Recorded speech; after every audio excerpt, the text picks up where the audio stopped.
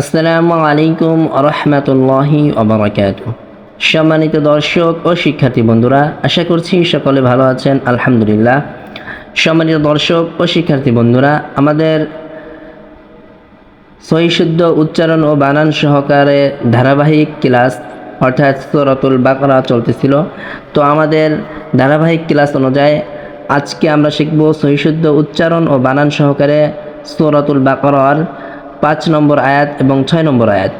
অর্থাৎ আমরা আজকে সূরা বাকারার 2টি আয়াত শিখব, 5 নম্বর আয়াত এবং 6 নম্বর আয়াত। সম্মানিত দর্শক ও শিক্ষার্থী বন্ধুরা, পড়া শুরু করার আগে আমরা আরেকটা কথা বলে নিতে চাই, সেটা হচ্ছে যারা আমাদের চ্যানেলে নতুন বা চ্যানেলটি এখনও সাবস্ক্রাইব করেননি তারা অবশ্যই চ্যানেলটি সাবস্ক্রাইব করে পাশে থাকবেন। লাইক এবং কমেন্ট করে জানাতে কিছু ভুলবেন না। যদি কোথাও বুঝতে সমস্যা থাকে তাহলে অবশ্যই কমেন্টে জানাবেন, আর যদি ভালো লেগে থাকে তাহলে অবশ্যই কমেন্টে একটু উৎসাহিত করবেন, কেননা আপনাদের একটি কমেন্ট বা একটি উৎসাহিতমূলক কথা আমাদের অনেক ভালো লাগবে এবং আরও ভালো ভালো করে ভিডিও বা ক্লাস দেওয়ার একটা আগ্রহ জাগবে। তো যাই হোক, লাইক তো অবশ্যই করবেন আর শেয়ার করতে তো অবশ্যই ভুলবেন না, কেননা যদি আপনার শেয়ারের মাধ্যমে অপর কোনো মুসলিম বা অপর কোনো মুমিন যদি কোরআন সহিহ শুদ্ধ করে শিখতে পারে এবং সে আমল করে যে সওয়াব পাবে বা যে সওয়াবের অধিকারী হবে, আপনিও কিন্তু সেই পরিমাণ সওয়াবের অধিকারী হবেন আলহামদুলিল্লাহ। তো আমরা সময় আর নষ্ট করব না, অবশ্যই চ্যানেলটি সাবস্ক্রাইব করতে ভুলবেন না। আর যারা ফেসবুক পেজ থেকে দেখছেন তারা অবশ্যই পেজটি ফলো করে পাশে থাকবেন, লাইকটা করতে ভুলবেন না। তো সম্মানিত দর্শক, আমরা চলে যাচ্ছি পড়ার জন্য। সকলেই লক্ষ্য করি মনোযোগ সহকারে। أعوذ بالله من الشيطان الرجيم بسم الله الرحمن الرحيم হামজা পেশ উ, এই ওটা বাদ যাবে, কেননা ওই কোনো হরকত বা কোনো সাকিন তাসদিদ কিছু নেই, এজন্য ওটা বাদ যাবে। হামজা পেশ উ, লাম খাড়া জবর লা, উলা, হামজা জের ই, উলা ই। সম্মানিত দর্শক, আমরা যখন রিডিং তেলাওয়াত করব তখন আমরা এখানে লামে আমরা 4 আলিফ পরিমাণ টেনে পড়ব। কেন পড়ব 4 আলিফ? আমরা অনেকের একটা ভুল ধারণা আছে বা যারা শেখায় বুঝি না, এরা অনেকটা ভুল শেখায়। এখন হতে পারে তাদের নিয়ত সহি যে সহজে বোঝানোর জন্য, কিন্তু আসলে যতই সহজ করে আপনি বোঝান, কিন্তু আপনি যদি বিষয়টা বিশেষ করে এটা হচ্ছে যারা শিক্ষকগণ আছেন যে তারা যদি শেখান সহজে শেখানোর জন্য, আপনি সহজে যা ভালো হয় বা যেভাবে ভালো হয় স্টুডেন্টের জন্য সেইভাবে করতে পারেন, কিন্তু মূলত ওইখানের যে মূল কথাটা বা ওইখানে কি আছে এটা অন্তত আপনাকে টাচ দেওয়া বা আপনার জানিয়ে দেওয়া উচিত যে এখানে আসলে কেন হচ্ছে বা কী হচ্ছে। হ্যাঁ, তো ওটা তাদের একটা ধারণা থাকবে যে এখানে আসলে অমন কিছু আছে যার জন্য এখানে আমরা এটা করতেছি, বা এটা আসলে আমরা যেটা জানতাম বা যেটা সবসময় জেনে থাকি ওটাই যে কারণ তা না, এটার মূল একটা কারণ আছে, এটার জন্য অন্তত তাদের ধারণা থাকে। তো সেই জন্য মূল কথাটা বলে দেওয়া উচিত। এখানে 4 আলিফ টান মূলত এই মোটা চিহ্নর জন্য হবে না, এখানে মোটা চিহ্নটা দেওয়া হয়েছে এই জন্য যে এখানে 4 আলিফ টান হবে বেধায়, এখানে 4 আলিফ টান হবে বেধায় চিহ্নটা দেওয়া হয়েছে সহজে দেখে বোঝার জন্য। কেন টান হবে এটা হচ্ছে তাজবিদ সংক্রান্ত বিষয়। যেমন একই শব্দ যদি মাদের হরফের পর হামজা আসে তাহলে সেই মাদটা মাদ্দে মুত্তাসিল হয়, তো ওই মাদ্দে মুত্তাসিলকে 4 আলিফ পরিমাণ টেনে পড়তে হয়। তো যাই হোক, এটার বিস্তারিত আলোচনা আমরা তাজবিদ ক্লাসে করব। তো আমরা যদি এখানে রিডিং পড়ি, এখানে 4 আলিফ টানবো, এটা একটু লক্ষ্য রাখবো। উলাই, কাফ জবর কা, উলাইকা,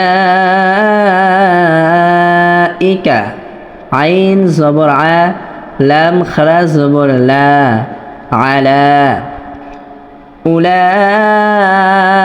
উলাইকা আলা। লামে 1 আলিফ টানতে হবে কেননা খানা জবর আছে। হাফেশ হু, দাল মিম 2 জবর দাম, এই দাল এই মিমকে ধরবে এবং এখানে ইদগামে বাগুন্না হবে, কেননা তানবিনের পরে মিম আসছে, তো মিমটা হচ্ছে ইদগমে বা গুন্নার হরফ। নুন সাকিন অথবা তানবিনের পরে যদি ইদগমে বা গুন্নার কোনো হরফ আসে তাহলে উক্ত নুন সাকিন অথবা তানবিনকে ইদগমে বা গুন্নার যে হরফটি আসবে তার সঙ্গে যুক্ত করে গুন্নাহর সাথে পড়তে হয়।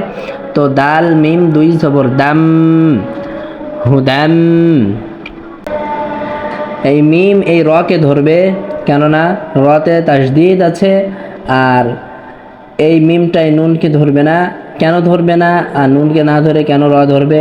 অনেকের একটা চিন্তা থাকে যে এখানে তাসদিদের পাওয়ার বেশি, ক্ষমতা বেশি, অনেকে এভাবে বুঝাই থাকে যে এই জন্য সাকিরওয়ালা হরফ বাদ গিয়ে তাসদিদওয়ালা হরফকে ধরবে। আসলে বিষয়টা এমন না, এখানে একটা তাসবিদ সংক্রান্ত বিষয় আছে। এখানে ইদগমে বেলাগুন্না হয়েছে। তো বিস্তারিত আমরা তাসবিদ ক্লাসে জানবো। মিম র জের মির, র এই বাকে ধরবে, কেননা বাতে তাসদিদ আছে। র বা জবর রব, মির রব, বা জের বি, মির রব্বি, হা মিম জের হিম, মির রব্বিহিম। উলাইকা আলা হুদাম মির রব্বিহিম, উলাইকা আলা হুদাম মির রব্বিহিম। আমরা চলে যাচ্ছি পরবর্তী অংশে। ওয়াও জবর ওয়া, হামজা পেশ উ, ওয়া উ, লাম খাড়া জবর লা, একালিফ টেনে পড়তে হবে বানান করার সময়। ওয়া উলা, হামজা জের ই, ওয়া উলা ই। যখন আমরা রিডিং পড়ব তখন এই হামজাও যখন পড়ব তখন লামে অবশ্যই চালিফ টানতে হবে। কেন হবে এটা আমরা এই যে পূর্বের অংশে বলে আসছি। এখানের সিস্টেম আর এখানে সিস্টেম একই। ওয়া উলা ই, কাফ জবর কা, ওয়া উলা ইকা, হা পেশ হু, মিম লাম পেশ মুল, হুমুল, মিম ফা পেশ মুফ, ফাতে অবশ্যই বাতাস জারি রাখতে হবে। ওয়া উলাইকা হুমুল মুফ, লাম জের লি, মুফলি, হা ওয়াও পেশ হু, নুন জবর না, মুফলিহুনা। আমরা যদি রিডিং দেখি, ওয়া উলাইকা হুমুল মুফলিহুন।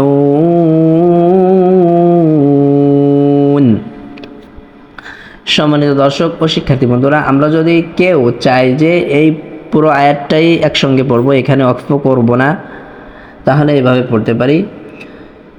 উলাইকা আলা হুদাম মির রাব্বিহিম ওয়া উলাইকা হুমুল মুফলিহুন।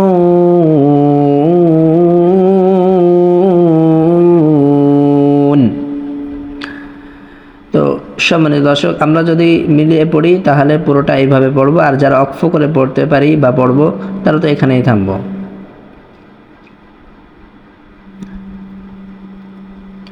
সম্মানিত দর্শক, আমরা চলে যাচ্ছি পরবর্তী আয়াতে। আলিফ নুন জের ইন, নুন লাম জবর নাল, ইন্নাল। নুনে অবশ্যই অজীব গুণনা করতে হবে, কেননা নুনে তাসদিদ আসছে এবং তার পূর্বে হরকত আসছে, এজন্য এটা অজীব গুণনা হবে। ইন্নাল, লাম জবর লা, ইন্নাল্লা, জাল ইয়া জের জি, ইন্নাল্লাযী, নুন জবর না, ইন্নাল্লাযীনা, কাফ জবর কা, ফা জবর ফা, কাফা, র ওয়াও পেশ রু, কাফারু, ইন্নাল্লাযীনা কাফারু। রাতে এক লিফ টেনে পড়তে হবে, কেননা পেশের বাম পাশে জজমালা ওয়াও আসছে, এই জন্য এক লিফ টেনে পড়তে হবে। সিন জবর সা, ওয়াও আলিফ জবর ওয়া, সাওয়া, হামজা দুই পেশ উন, সাওয়াউন। অর্থাৎ আমরা যখন হামজা পড়ে ফেলবো বা এই উচ্চারণের মধ্যে হামজা নিয়ে আসবো তখন অবশ্যই অতে চার লিফ টেনে পড়তে হবে, কেননা টান হবে এই যে পূর্বের যে আয়াতগুলোতে যে উদাহরণ সেম ওটা, এই যে মাদের হরফের পরে একই শব্দে হামজা আসছে। তো ইন্নাল্লাযীনা কাফারু সাওয়াউন,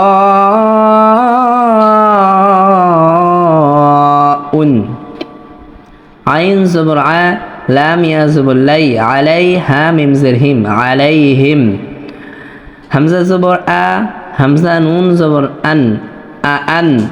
জাল র জবর জার, আং জার। আমরা যখন উচ্চারণে জালকে নিয়ে আসবো তেলাওয়াতের সময়, তখন অবশ্যই নুনে ইখফা গুণনা করতে হবে, কেননা নুন সাকিন অথবা তানউইনের পরে ইকফার হরফ আসলে উক্ত নুন সাকিন অথবা তানবিনকে গুণনাহর সাথে গোপন করে পড়তে হয়।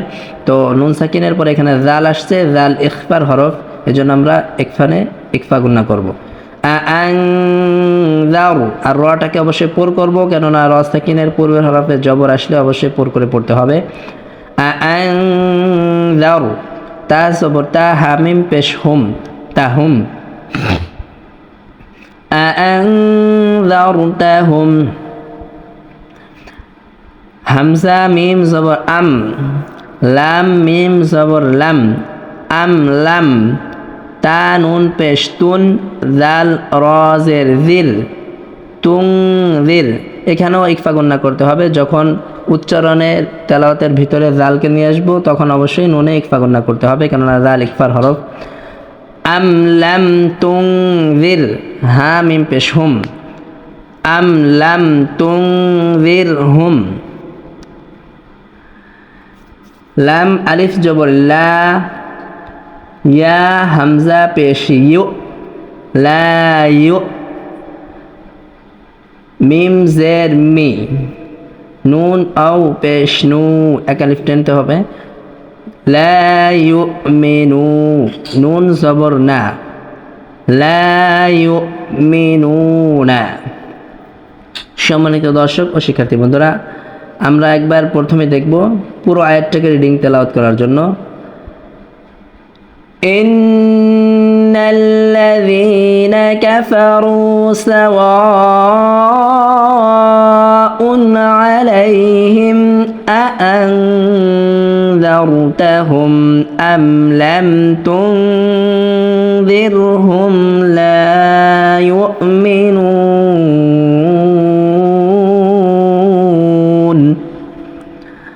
এবার অনেকের দ্বারা সম্ভব হবে না, যারা নতুন আছে, যে পুরো আয়াতটাকে একসাথে তেলাওয়াত করা, তো তাদের জন্য আমি একটু ভাগ করে দিচ্ছি কিভাবে পড়বে। ইন্নাল্লাযীনা কাফারু সাওয়াউন আলাইহিম আনযারতাহুম। এখানে আমরা অক্ষ করব, তারপর আমরা এই শব্দটা থেকে মেলাবো। কোরআন পড়ার নিয়ম হচ্ছে যে শব্দতে অক্ফ করতে হবে, হয়তোবা সেই শব্দ যদি পারফেক্ট থাকে সেই শব্দ থেকে মেলানো, না হলে এক দুই শব্দ পিছে থেকে মেলানো, কিন্তু সামনে থেকে মেলানো যাবে না ডাইরেক্ট।